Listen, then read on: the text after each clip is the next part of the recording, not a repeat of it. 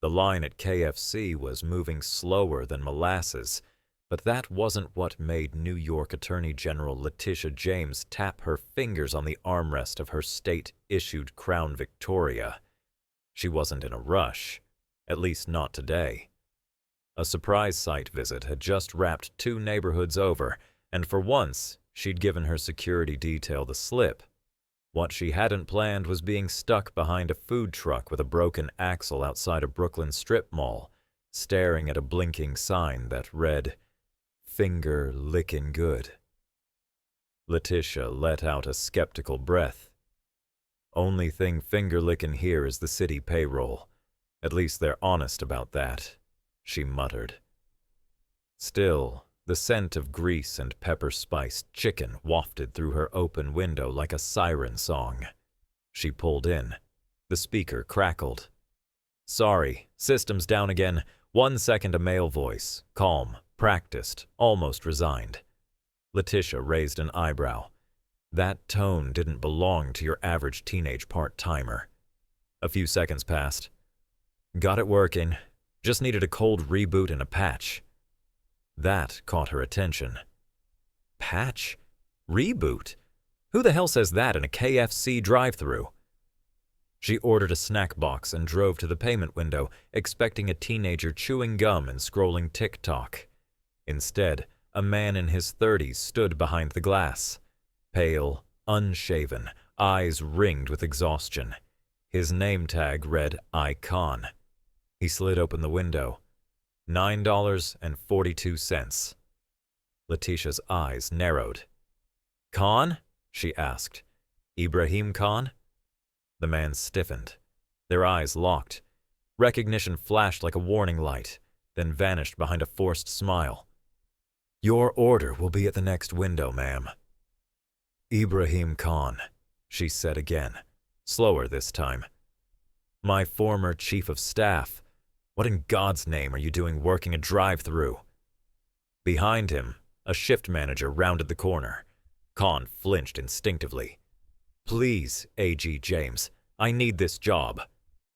His voice was tight, controlled, professional, like always, but hollow now, like someone who'd been practicing survival more than speeches. Letitia pulled ahead without another word, the KFC bag untouched on her lap. She remembered him vividly, the sharpest mind in her office, the one who could dissect campaign finance law in one breath and optimize a data pull in the next. And now he was fixing busted registers at a fried chicken joint. Something was deeply, unmistakably wrong. She parked, opened her phone, searched his name in her own archives. The termination memo was there, unsigned by her. No detail, just marked inappropriate conduct under internal review. No dates, no findings, no chance to respond. Her jaw tightened. "Internal review, my ass," she muttered. Across the lot, she watched Ibrahim remove his KFC cap like a man clocking out of his own dignity. He folded it carefully, tucked it away like it still meant something. Then turned toward the bus stop. Shoulders caved in. Something in Letitia shifted. This wasn't pity.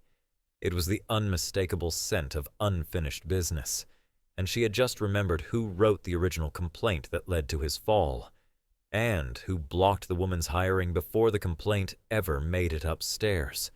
The pieces were clicking into place, and this time, she wasn't going to ignore them. Ibrahim Khan didn't flinch when Letitia offered him a ride home. He winced. That was different. The offer landed like an old promise half remembered, too generous to accept, too true to ignore. "I have to catch the 5:15, he said, nodding toward the dented bus shelter, his voice more defense than explanation. "My neighbor's watching Angela, only till 6. There it was. Not a daughter like they'd once whispered in press leaks, but a sister. The same sister he used to joke could have been mayor if she hadn't gotten stuck taking care of everyone else. "I'll drive you," Letitia said. And maybe you'll tell me why the hell the sharpest policy brain I ever worked with is now reverse engineering a KFC card reader in between orders for extra biscuits. He hesitated. Eyes darted to the bus, to her car, then down to the ragged little notebook slipping from his shirt pocket. It's nothing, he mumbled. Just sketches. Habit. Con, she said dryly. That habit helped us dismantle 3 fake PACs and rewrite procurement law in 6 boroughs. What's in that notebook? His fingers twitched. The bus hissed and pulled away. That sound. Defeat. Delayed. 20 minutes, she offered. Then I'll vanish like a subpoena in Albany. He smirked, just barely. There's a coffee shop, he said. But I can't be late.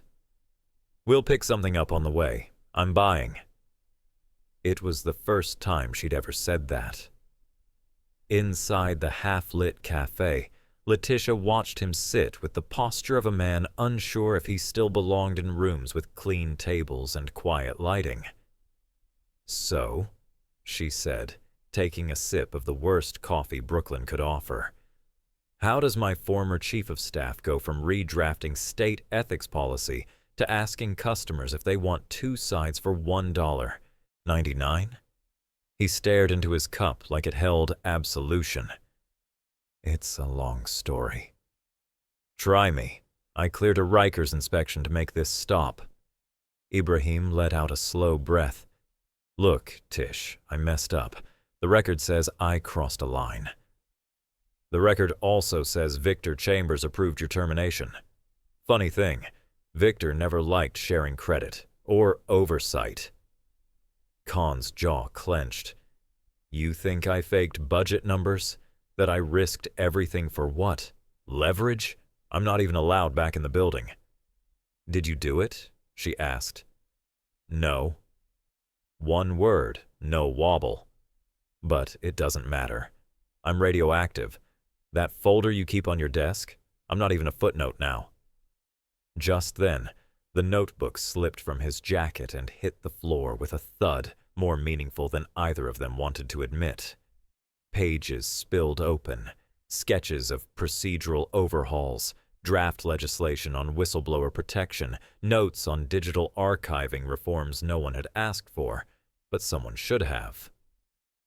You did all this while refilling coleslaw tubs? Letitia asked, flipping through a diagram of a community hiring framework. The fryer's loud, he said, reddening. Gives me space to think. She looked at him hard.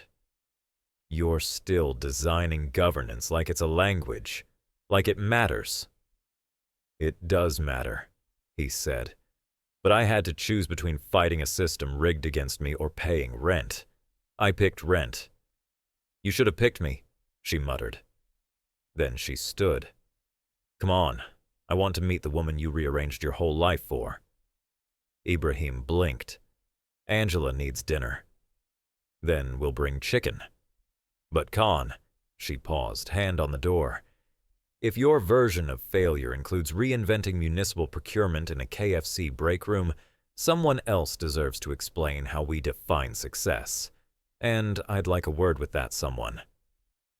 Angela Khan answered the door in her pajamas, bright pink with faded cartoon owls and a stubborn dignity that illness hadn't managed to scrub away. She squinted at Letitia, then at her brother, then coughed and stepped aside. Don't worry, Ibrahim said as they walked in. She already knows who you are. She's been cursing your name ever since I started eating canned soup for lunch. Well, Letitia replied, setting down a plastic bag of takeout chicken. Tonight, you get corporate fried sodium. On me. The apartment was smaller than she remembered his college dorm being. A calendar littered with oncology appointments clung to the wall like a medical subpoena. A coffee table bowed under the weight of pill bottles, paperwork, and a single drawing in crayon that read, Public integrity is real. Subtle. She noticed Ibrahim watching his sister the way a man watches a building he's holding up with his back. He gestured toward the hallway. Angela, I need a few minutes. She nodded, already turning up the volume on a soap opera. They sat across from each other at the dining table, if you could call two mismatched chairs and a salvaged IKEA plank a table. So, Letitia said, arms crossed, tell me what happened, the version no one emailed me. Ibrahim didn't hesitate this time. 6 months ago, we were prepping that transparency audit for the governor's task force. Victor, of course, Letitia muttered, was in charge of compliance data. The metrics weren't aligning. He asked me to smooth it out, quietly. I refused. Letitia narrowed her eyes. And 2 days later, a memo appears from HR accusing you of retaliatory behavior and data suppression. Yes, based on a conversation he claimed we had, off the record naturally, and conveniently, just after I flagged his procurement irregularities to General Counsel. He handed her a file, thinner than it should have been. Here's my original report, the one I sent Sunday night. Victor claimed he never received it. She flipped through pages filled with notes, flagged emails, and technical drafts. This is sharp work, methodical, uncomfortable for someone who prefers award ceremonies to oversight. The next morning, Khan continued, I was walked out of the office. No hearing, no appeal, just a vague HR letter citing loss of confidence. Letitia set the file down slowly. And you didn't come to me? You were on stage announcing the anti-corruption initiative Victor wrote. I didn't think you'd believe me.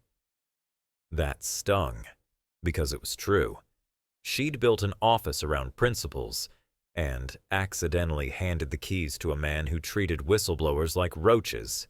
Exterminate first, rewrite history later. So you're telling me, she said flatly, that while Victor Chambers was collecting public ethics awards like they were baseball cards, he was sabotaging you from the inside? He didn't just sabotage me, Khan replied, his voice lowering. He sabotaged the work. The whole framework we built on campaign finance enforcement. It's got data integrity holes the size of Staten Island. A silence hung between them, filled only by Angela's cough and the sound of Letitia's jaw tightening. You know what bothers me most? Letitia said, standing. Not that he lied. Not even that he got away with it. What bothers me is that I helped him do it. I sold the narrative. Put my name on his poison. You didn't know. No, she snapped. But I should have asked better questions. She picked up the file, her tone shifting from regret to steel. Ibrahim, I'm going to fix this, but not with a press release, with the truth. And if Victor thought cooking you was his way to climb, he's about to find out what happens when the stove gets turned around. Letitia James had driven away from that cramped apartment with a stomach full of cheap chicken and a mind spinning with documents, timelines, and one haunting question. How many times had she been handed sabotage gift-wrapped in bureaucratic language and tied with a ribbon of professional courtesy? The next night, her unmarked state vehicle pulled up beside the KFC just as Ibrahim stepped out, still in uniform, grease-stained but composed. He froze when he saw her. Madam A.G.? Don't worry, Letitia said dryly. I'm not here for biscuits. I want to talk. He checked the time. Angela's with the neighbor till 8. I've got an hour. Then let's spend it somewhere no one's yelling about dipping sauces. 20 minutes later, they sat across from each other in a dingy Bronx diner where the lighting had all the charm of an interrogation room. Khan kept fidgeting with his collar. I could have changed. It's fine, Letitia replied, waving off the discomfort. You're overdressed compared to half the people in city government. He chuckled, but it didn't reach his eyes. Once they ordered, silence lingered. Then Ibrahim leaned in. Why are you doing this? You've already got every headline in the bag. Reinstating the guy accused of retaliation and misconduct isn't exactly a political slam dunk. Letitia didn't blink. Because I reviewed your original report, and the only misconduct I see is Victor's signature on a falsified document with metadata that timestamps it 3 hours after your email submission. Either Victor mastered quantum physics, or he's just a petty bureaucrat who couldn't stand playing second fiddle. Ibrahim looked away, jaw clenched. Even if you're right, the story's out there. You think any agency's going to welcome back the guy with the whisper file and HR's version of a scarlet letter? You'd be surprised, Letitia said. This city's full of hypocrites who'll crucify you at noon and beg for your PowerPoint slides by 5. Their food arrived, greasy, flavorless, and fitting. Ibrahim barely touched his plate. Letitia noticed. How long's it been since you've had a meal that didn't come with a hairnet? A while, he muttered. She slid the notebook across the table. Let's talk about this. The framework you showed me last night, what if I told you it could fix half the state's backlog and disclosure review? Ibrahim sat straighter. It's theoretical. I haven't had access to state software in months. That's fine. Most of our tech still runs like it's allergic to daylight. Page after page, she flipped through reforms to procurement filters, digital audit trails, dynamic compliance logs. This wasn't doodling. It was governance architecture disguised as fast food escapism. You built this in your head while refilling mashed potatoes? And mopping floors, he added. The fryer's loud. Helps me think. You ever wonder why you still do this? She asked.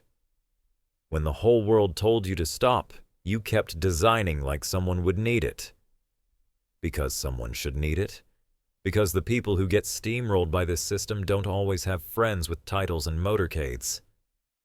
So why not come back? She asked. Help us fix it from the inside. Ibrahim shook his head. Victor still has allies. You clear my name on paper, and they'll just come after me in whispers. Letitia scoffed. Victor's power only exists in vacuum-sealed cowardice. Crack the lid, and he deflates like a campaign promise. I still have Angela. I can't afford to blow this second chance on idealism. You think doing nothing is safer? She asked. They already tried to bury you once. You survived. The question now is whether you let fear dictate your legacy. He didn't answer, but the pause said enough, and that pause would soon lead them both into a firestorm bigger than either expected. Tired, proud, brilliant, and politically incinerated. As they reached the car, Ibrahim checked his phone. Angela's neighbor charges overtime after 8, he said flatly. Then let's move, Letitia replied, handing him back the notebook with the same gravity one might use when returning a sacred text. He tucked it away like something fragile and stolen. A few blocks into the ride, he finally broke the silence. Why? Letitia glanced at him. Why what? Why does this matter to you? The office has moved on. Victor got promoted. You've got donors to schmooze and ribbon cuttings to fake smile through. Why care about one disgraced aide with a 2-bedroom apartment full of overdue co-pays? Letitia's voice lowered, sharp but sincere. Because what happened to you wasn't just a bureaucratic hit job. It was personal sabotage wrapped in procedural language. And because if we don't fix what's rotten in our own house, we don't deserve to investigate anybody else's. She paused. Also, I hate being used. And Victor used me to wipe you out like yesterday's lunch order. Ibrahim looked out the window. I miss it, he murmured. Not the meetings, the work, the sense that what I was doing actually mattered. It still can, Letitia said quietly. A long silence followed, one of those rare ones that doesn't feel awkward, just inevitable. The next morning, Letitia walked into her Manhattan office earlier than usual, holding coffee in one hand and a mission in the other. She shut the door. Monica, she called to her chief of staff, I need the full HR file on Ibrahim Khan, and I mean everything.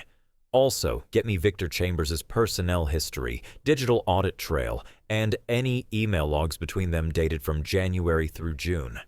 Server level, not the sanitized junk they CC the press on.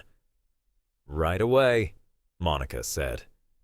2 hours later, Letitia sat behind her desk, scrolling through a digital dossier that read like a Shakespearean tragedy, but with more CC lines. Khan's record? Flawless. Brilliant strategist, dedicated to public ethics, key architect of transparency reform. Until suddenly, poof, loss of confidence.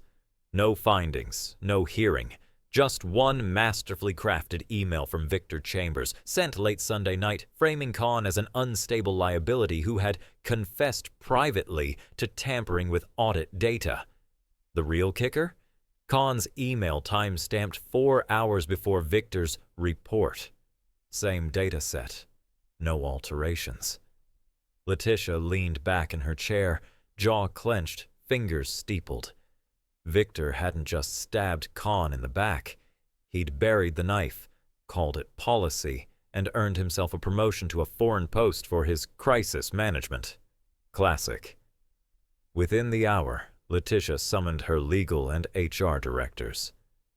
We followed protocol, the HR rep said defensively. We had no reason to doubt Victor's statement. He was a senior manager. No reason to doubt? Letitia snapped. He flagged misconduct using metadata that proves he hadn't even opened the original file. He fabricated a confession. You people didn't just fail. You gift-wrapped a career execution and sent it express. Reinstating Khan would break precedent. Legal chimed in. We'd be inviting every disgruntled former employee back through the door. Letitia stood. Then maybe we should open that door, if it means we stop closing it on the truth. This isn't about precedent. It's about principle. And the principle is this. I don't let snakes write policy, and I sure as hell don't let them define justice. There was a new storm coming, and Victor Chambers was about to be its first casualty.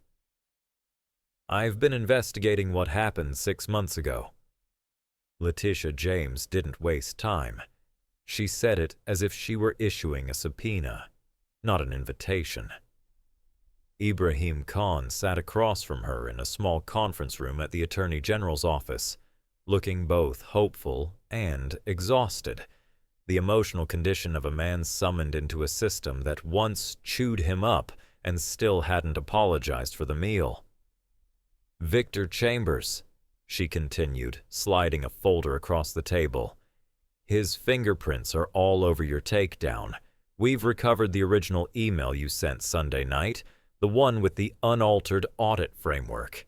We've also pulled the version Victor doctored, along with the metadata showing he forged your submission and time-stamped it after his own so-called report. It's over. He's done. Ibrahim opened the folder slowly, as if touching state records might burn him. So, what happens next? Letitia leaned back, arms crossed. Victor has been given a choice. Write a confession and resign quietly, or I'll fire him publicly and hand his devices to the Inspector General. You think he'll confess? Oh, he's already halfway through it. He stuttered something about institutional loyalty before I reminded him that loyalty doesn't include fabricating evidence to erase someone's career. She paused. Especially when that someone is smarter than him. Ibrahim blinked. You believe me? I believed you the moment I saw that notebook, Letitia said. No one sketches a real-time corruption alert system while scraping friars unless they're either brilliant or deeply unwell, and you've never struck me as a hallucinating man. She stood and walked to the window. But here's the part that matters. I'm not just clearing your name. I'm bringing you back.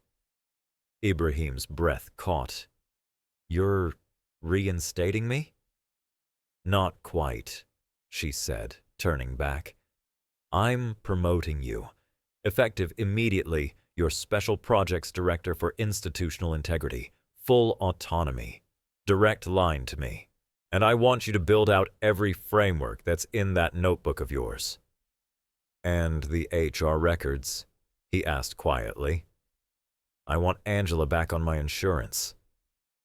Already handled, Letitia replied. Backdated to the day you were fired. You never left, far as the paperwork will read.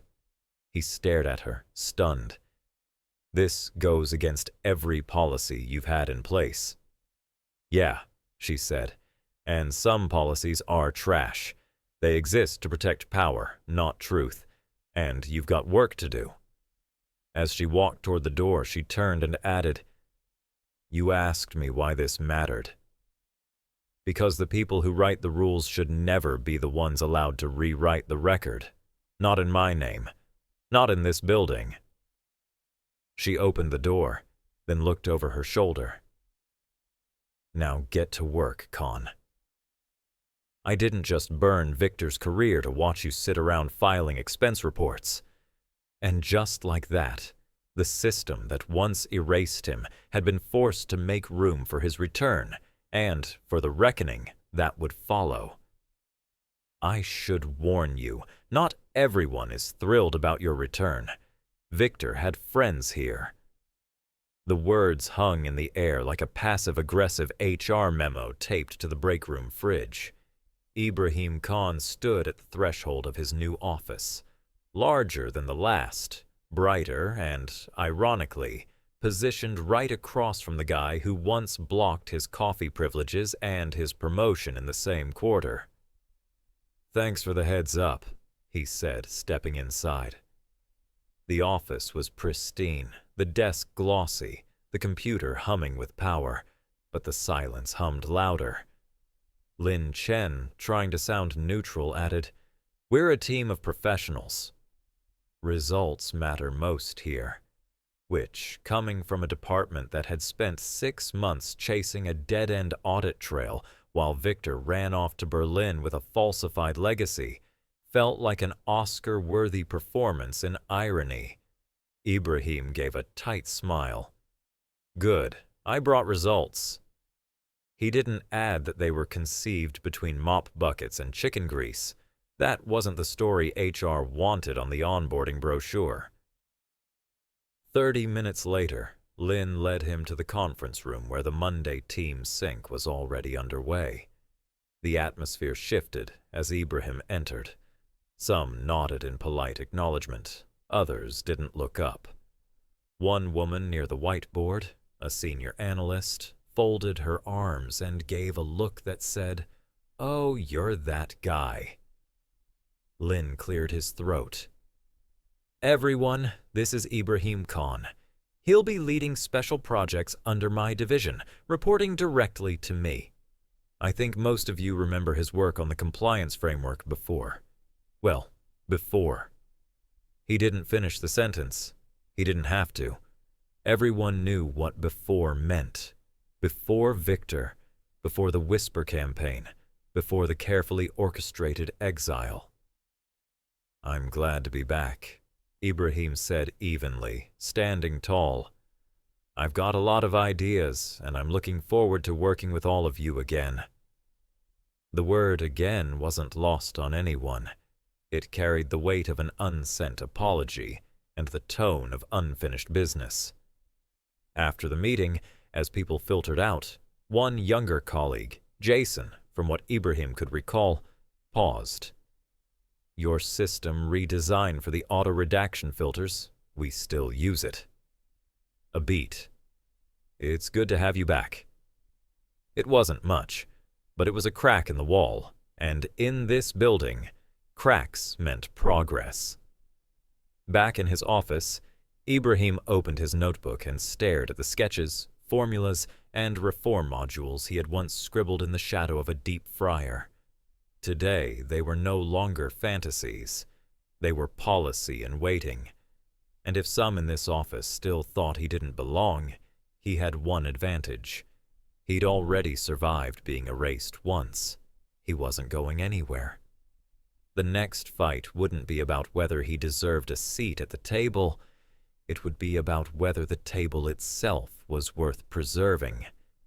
Ibrahim Khan didn't need to read past the subject line. The email's tone was vintage Victor Chambers, contempt masked as concern, policy jargon weaponized into character assassination. Standards and procedures, it read, as if Victor had ever held himself to either. Ibrahim skimmed the text, a masterclass in passive-aggressive smear. Heartwarming stories meant Maya. Dangerous precedent meant Ibrahim's presence.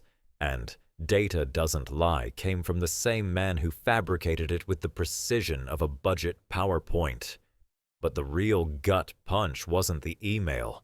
It was the silence outside his door. The way conversation shifted when he entered the room.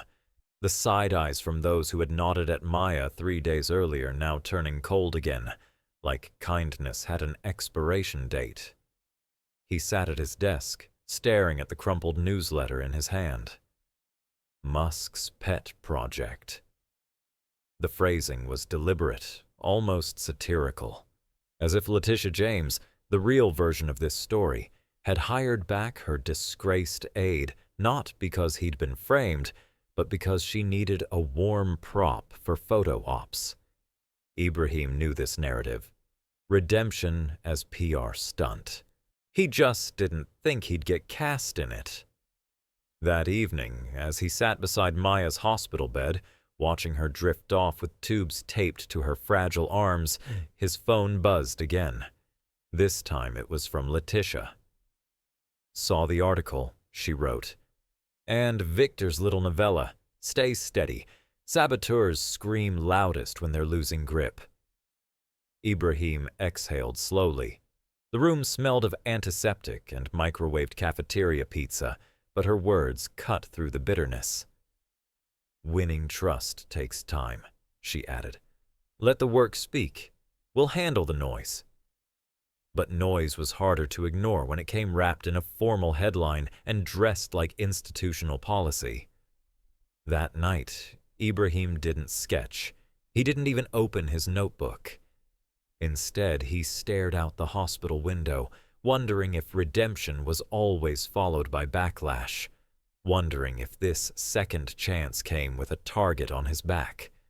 What he didn't yet know was that the attack from Victor had triggered something bigger, something the media was already sniffing around. The real reckoning wasn't over. It was just beginning. The fallout was swift and louder than a mayoral scandal during budget week. Within hours, the Wall Street Journal story, from fry cook to public sector pioneer, was trending across every major news feed. The piece chronicled Ibrahim Khan's journey from a KFC night shift to leading innovation under New York Attorney General Letitia James.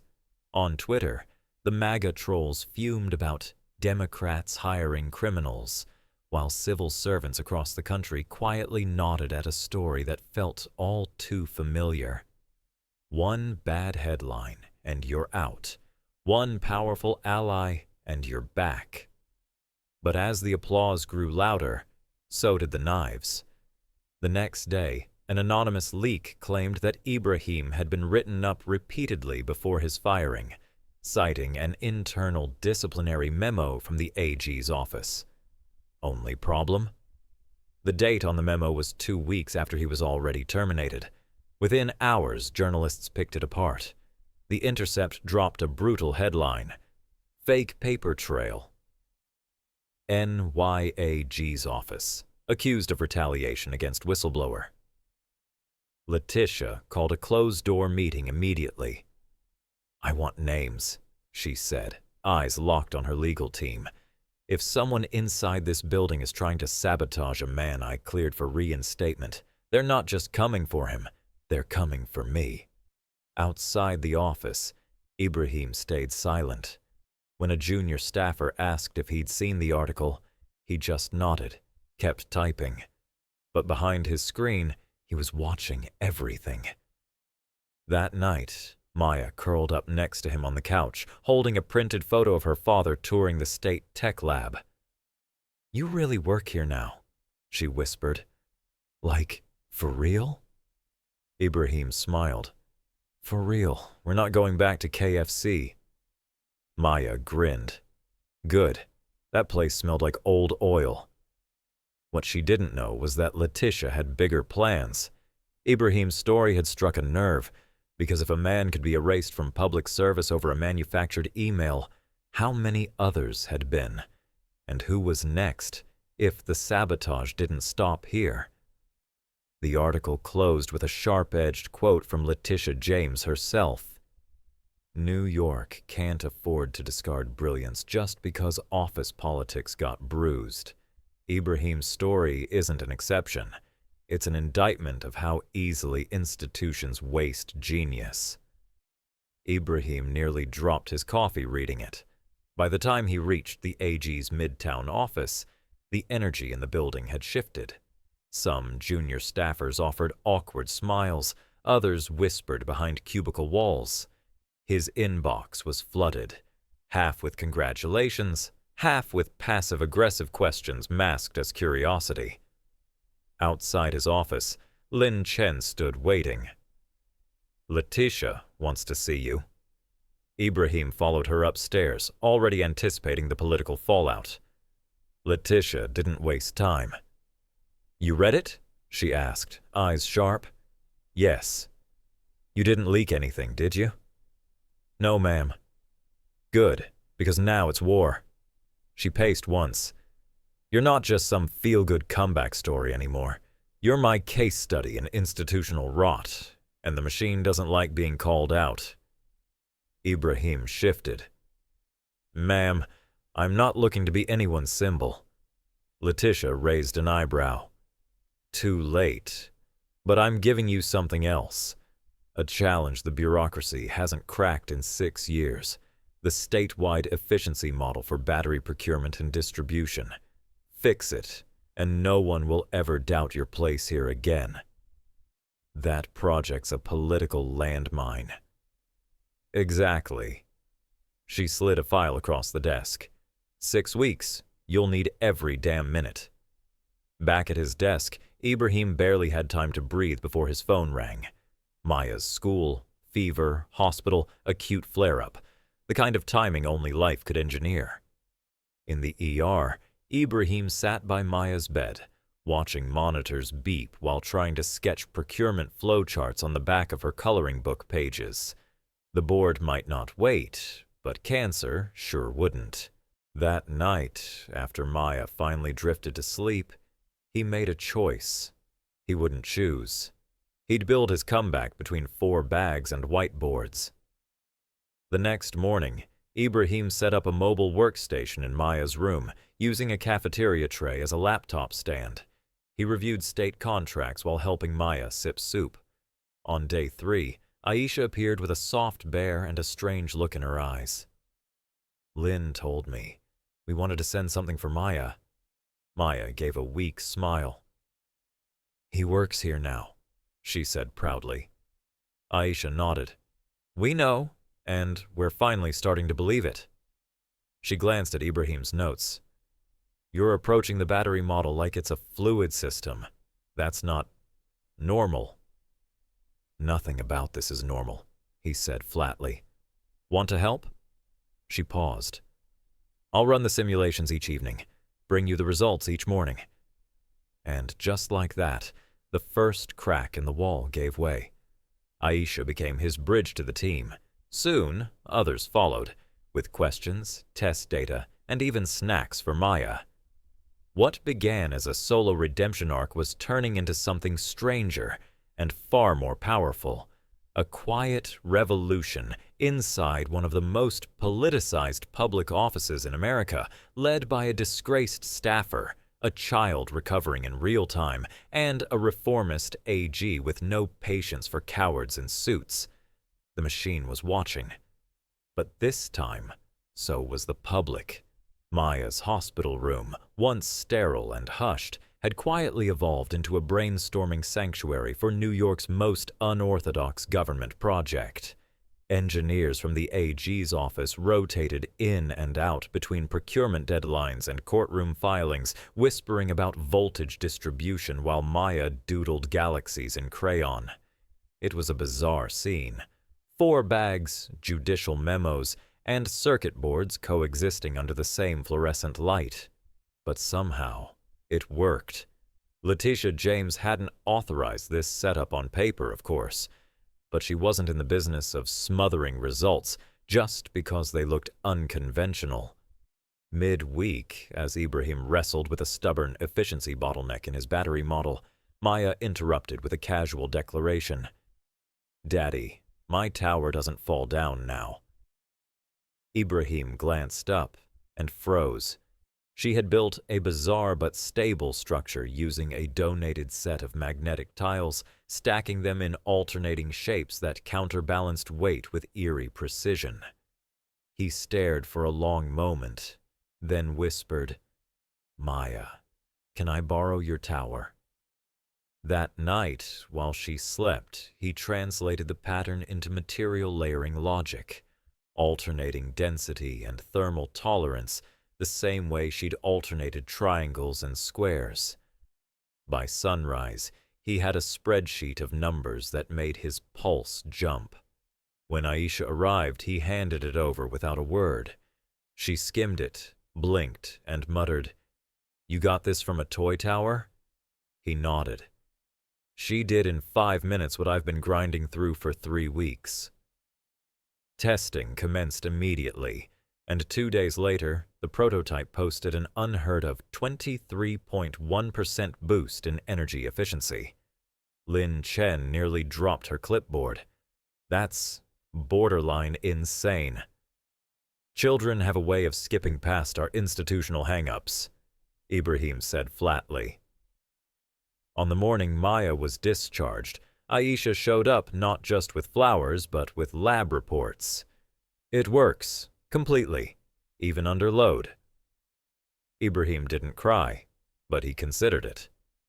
Back at the AG's innovation lab, the mood had shifted.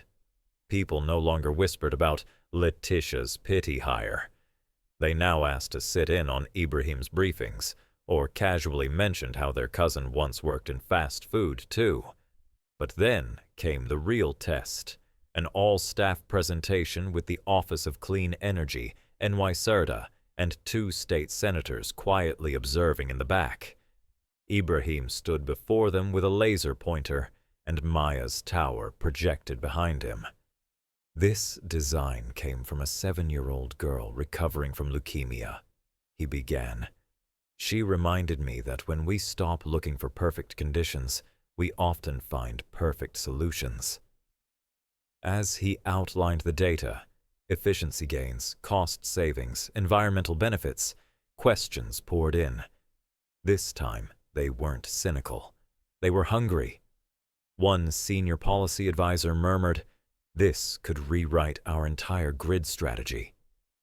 Letitia, standing in the back of the room with arms crossed, didn't smile, but she didn't need to.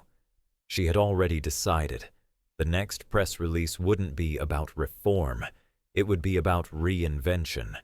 And it would begin with the story of a disgraced chief of staff, his daughter's block tower, and the moment the AG's office quietly became the most unlikely innovation lab in New York. After the presentation, a senior counsel approached Ibrahim. "We're implementing your model immediately. This will streamline litigation workflows across the entire bureau." "Thank you, but it wasn't just me," Ibrahim replied. "Aisha and the policy team were the engine." "I signed the order," the official cut in. Don't downplay what you've done, Mr. Khan. That evening, Letitia James called Ibrahim into her office. I've been reflecting on your work, how you led a reform blueprint while your daughter was in the hospital, how the team coalesced around you outside traditional office walls. It wasn't ideal, Ibrahim admitted. Actually, it was revolutionary, Letitia countered, pacing thoughtfully. What if we institutionalized this?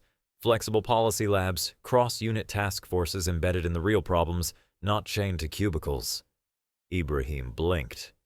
You're proposing we restructure the state's prosecutorial R&D based on my hospital desk? I'm proposing we learn from it, she said flatly.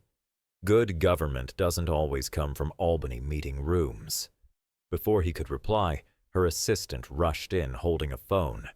The Wall Street Journal had just published a follow-up. Justice reimagined from a hospital room. Khan's reform blueprint reshapes New York AG's office. Letitia scanned it briefly and nodded. Perfect timing. Now, about this new model. You're going to help me build it. In the weeks that followed, Ibrahim's design entered implementation while his story rippled through legal circles. Other offices began re-examining their dismissal practices and hierarchical structures. Maya improved, her treatments going better than expected, and she became something of a quiet mascot in the AG's building. Clerks and policy advisors would ask for her opinion, and she offered it, freely and without filter. One afternoon, Aisha found Ibrahim alone, staring blankly at his phone. "What happened?" she asked. "My ex-wife called," he said quietly. "She saw the coverage, wants to come back, says she made a mistake." "And what did you say?" "No," he exhaled. "Maya deserves clarity, not chaos."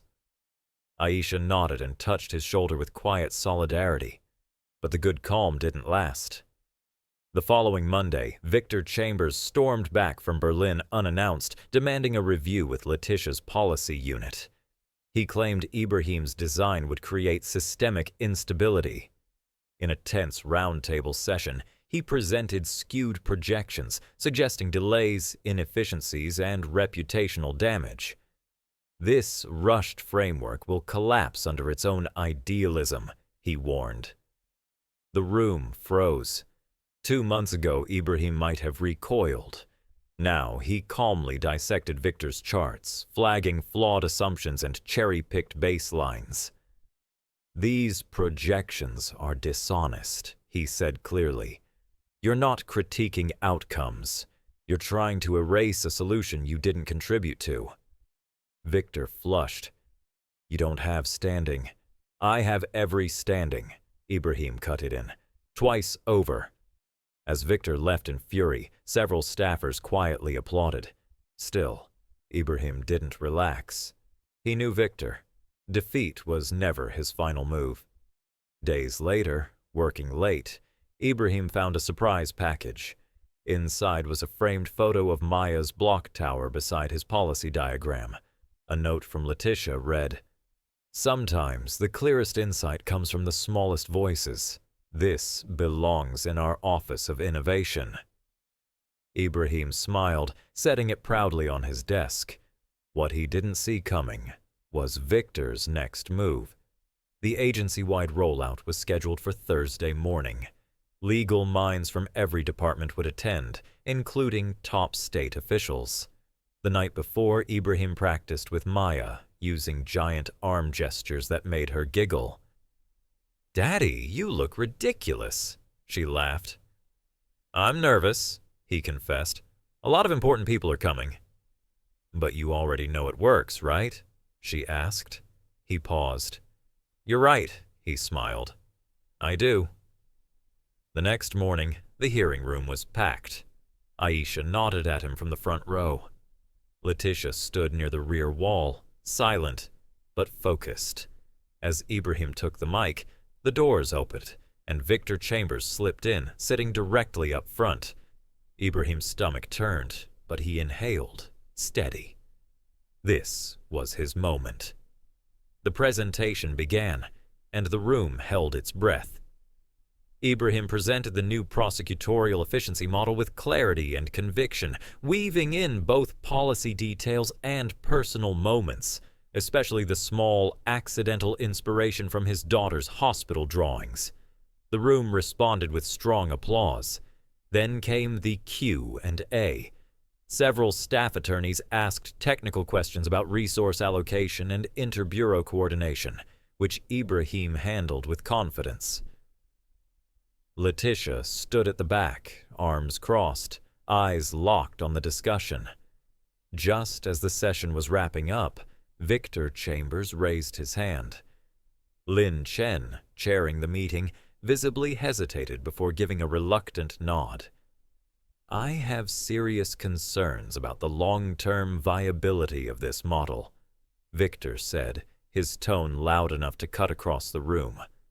In fact, I've run simulations that show a complete breakdown in workflow integrity after approximately 800 caseload cycles. The room rippled with murmurs.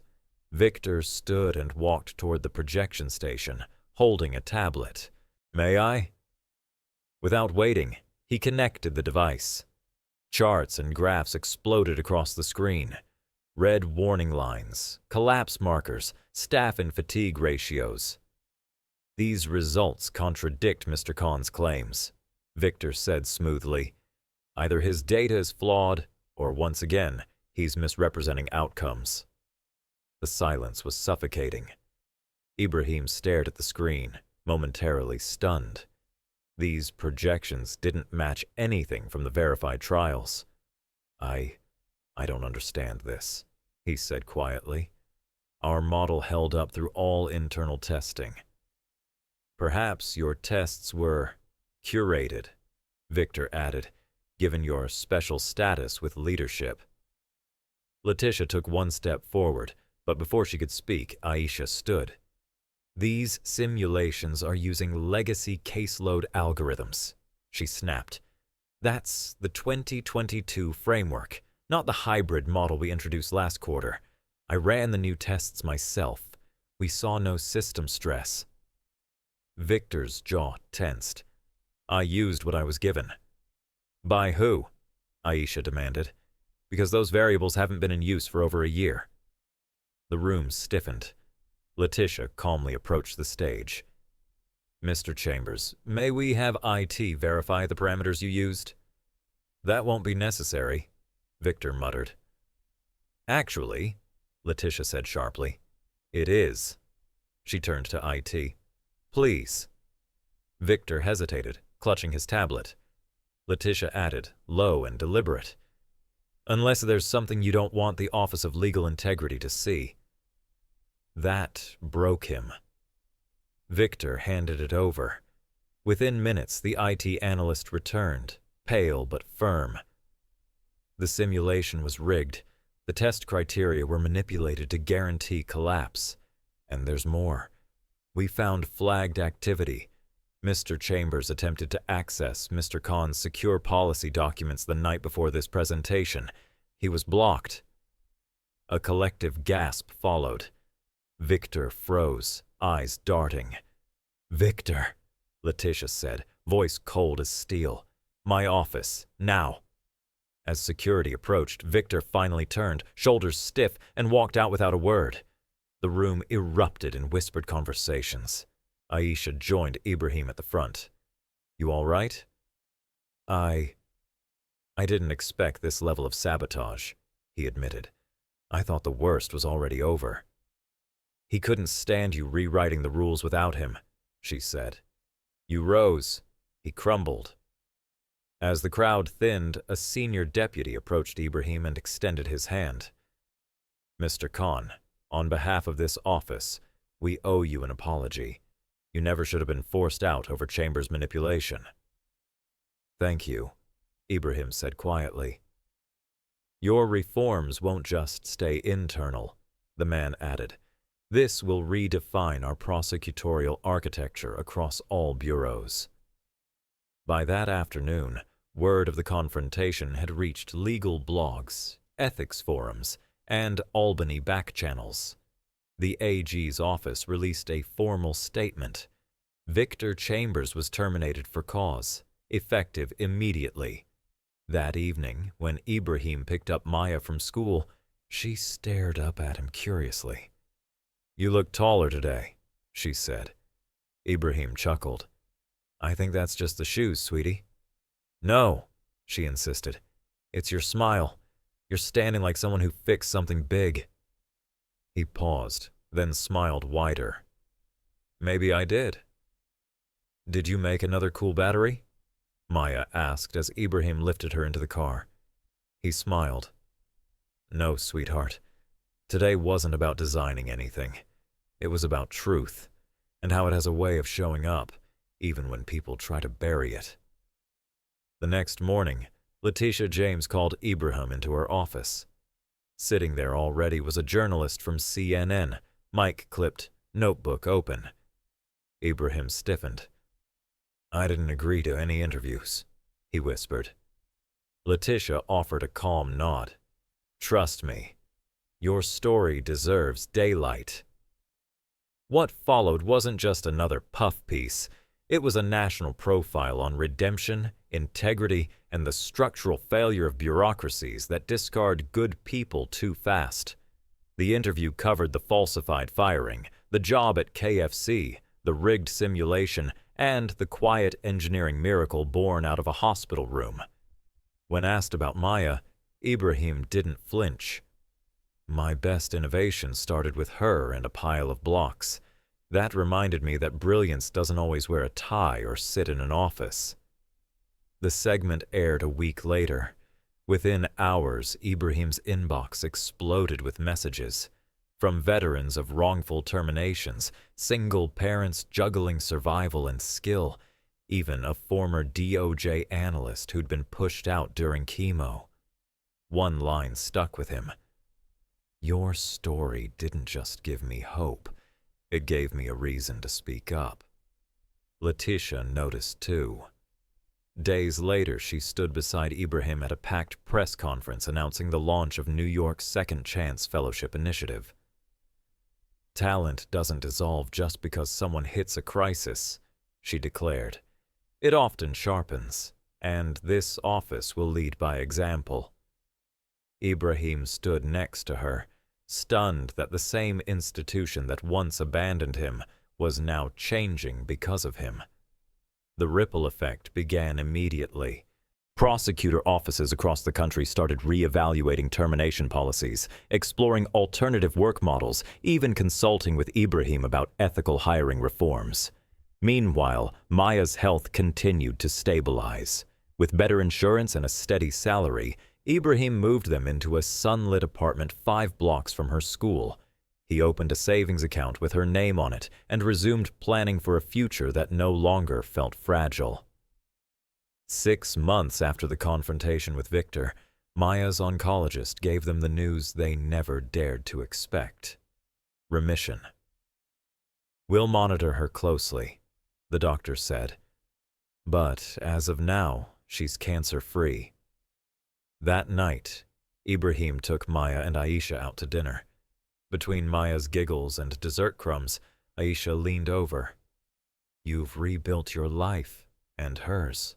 Not many could have done that." Ibrahim smiled, quietly overwhelmed. "We didn't rebuild it alone." A week later, Letitia called Ibrahim into her office again.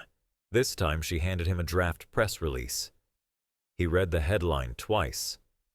"New York launches Maya Innovation Lab to redesign public sector work culture." His voice caught. "You're naming it after her?"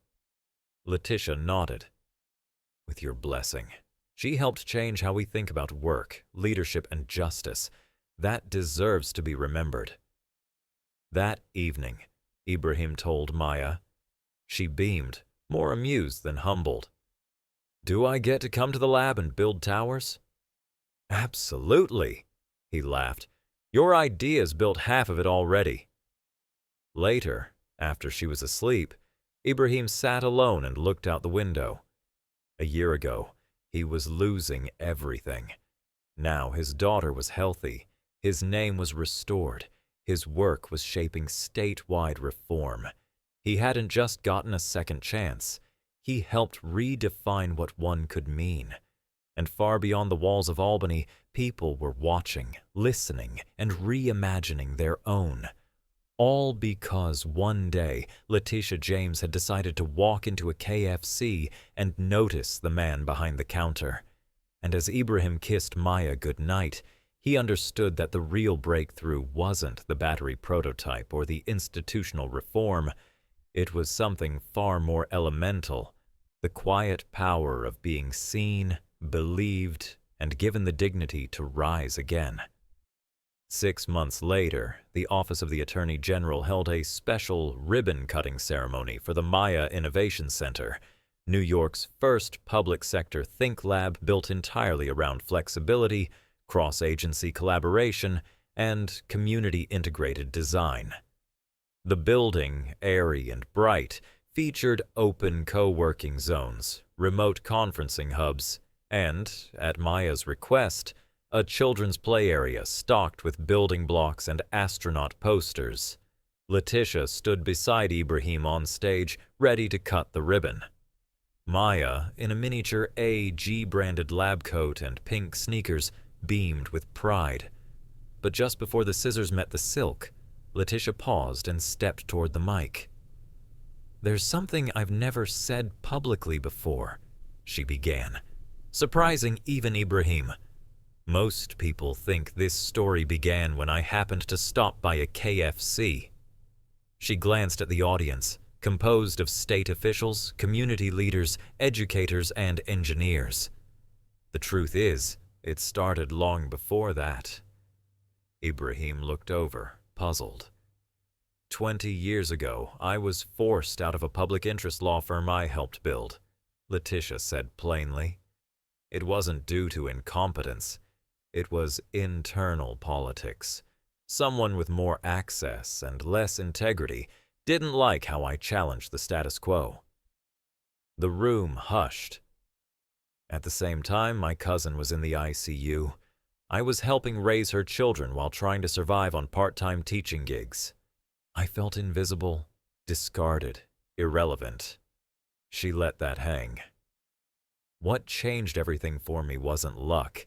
It was one person, an old judge, who pulled me aside and said, 'You were never the problem. You just scared people comfortable with mediocrity.' That judge gave me my second shot." Letitia turned to Ibrahim. "So, when your name came across my desk after Victor's resignation, I recognized the same pattern. I asked my staff to quietly find out where you were working. When I learned you were at that KFC, I went there myself. Not for chicken, to look you in the eye." Gasps rippled. Ibrahim blinked. "You knew?" "I knew. But whether you were the man I believed you were, that you had to show me." Letitia gestured to the folder Ibrahim always carried, still dog-eared and marked with Maya's crayon drawings. "When I saw those schematics scribbled on takeout napkins, I saw not a fallen staffer, but a public servant still solving problems in the shadows. That's the kind of brilliance our state throws away too often." Maya tugged on her father's sleeve. "Daddy, what's she saying?" Ibrahim knelt and smiled. "She's saying she came looking for us, on purpose." Letitia turned back to the crowd. "The Maya model isn't just a flexible workplace policy. It's a philosophy that brilliance can survive failure, that hardship doesn't erase potential, that the best ideas don't always come from conference rooms, but sometimes from hospital beds, home kitchens, and even fast food counters. Our job is to stop missing them." She placed her hand gently on Ibrahim's shoulder. "Was it unconventional?" "Sure, but I believe if more leaders had the courage to trust what they see, not just what they're told, we'd unlock the kind of innovation this country pretends to chase." Ibrahim stood still. tears in his eyes as the pieces finally fell into place. Letitia hadn't just been doing a good deed. She was closing a circle, returning the grace once given to her. As they cut the ribbon, with Maya holding the scissors between them, Ibrahim understood something deep. This story wasn't about career redemption or policy reform. It was about how second chances echo, quietly, forcefully, through institutions, through families, through time. Later that day, as Maya stacked plastic blocks into yet another improbable tower, Letitia walked up behind Ibrahim. "I didn't just want to restore your career," she said softly. "I wanted to shift the culture that almost erased it." Ibrahim turned to her. "You did more than that. You changed the rules." She shook her head. "We did. And I think we're just getting started." "And usually that's true," Letitia said, glancing toward Maya, now surrounded by engineers mimicking her block pattern with curious grins. "But sometimes, the most important decisions come from something deeper." Ibrahim looked up. "Your cousin, she made it?" Letitia nodded. "Healthy and thriving, because someone believed in me when I needed it most. Just like Maya's thriving now, because someone believed in you." As they stood together in that sunlit room, Ibrahim finally understood. This wasn't about second chances. It was about never losing sight of who people really are.